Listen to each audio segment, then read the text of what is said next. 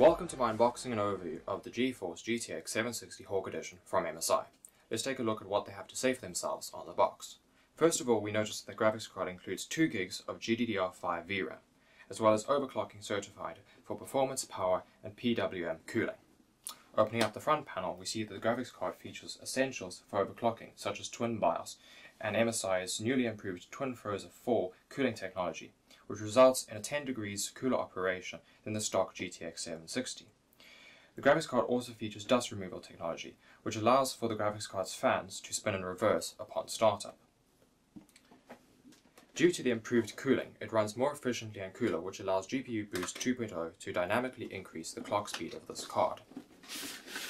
Opening the graphics card package, we see that the contents is divided into 2 components. We have the accessories bundle, which includes the driver CD, which you can throw away and download the latest drivers from nvidia.com. We see the user guide. We have 2 8-pin, 6-pin to 8-pin PCI Express adapters, as well as the VGA to DVI adapter.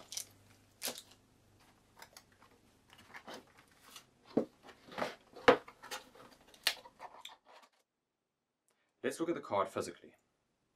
Unlike many GTX 760s, on the GTX 760 Hawk Edition from MSI, we find a backplate. The backplate won't contribute much to the cooling, but what it does do is look cool and helps to prevent sagging, making the card more rigid and helping to stop it from drooping down like many large cards in the past. We also find the BIOS switch along the back. MSI has increased the heatsink area, and we see dual 10cm fan configuration, which is designed to deflect more airflow to the heat pipes directly. Along the front we see 2 6mm and 2 8mm heat pipes, and along the back we see 1 10mm heat pipe, which are designed to carry heat away from the GPU, and total 5 heat pipes. The card includes a PCI Express 3.0 interface and support for 3D Vision Surround. It has DisplayPort, HDMI, and 2 DVI connectors. You will get a little bit of exhaust from the back of the card, however the card is primarily an internal exhaust card, so you'll want good case airflow. 2 SLI connectors can be found along the back, 3 or 4-way SLI, though I would not recommend 4-way SLI. On the back of the card we have 2 8-pin power PCI Express power connectors. Other than that, in terms of connectivity, there's not much more. Let's talk specifications. The card has a base clock speed of 1111 MHz and up to 1176 MHz GPU boost.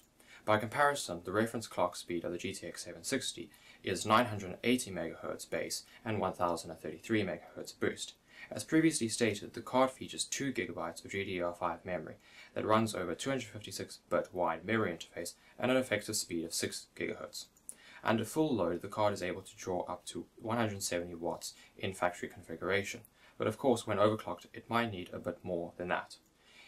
In BioShock Infinite we see some impressive performance gains over the stock 760, and at a resolution of 1920 by 1200, the MSI GTX 760 scores 68 FPS compared to a GTX 770 which scores 71 FPS.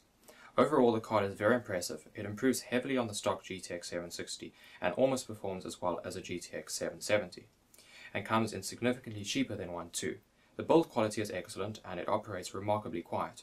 However, once you hit higher resolutions such as 2560 by 1600, performance does suffer.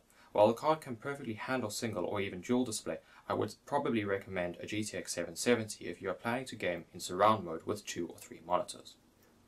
Thank you for checking out my unboxing and overview of the MSI GTX 760 Hawk Edition. If you like the video, dislike the video, or wish to comment, please do.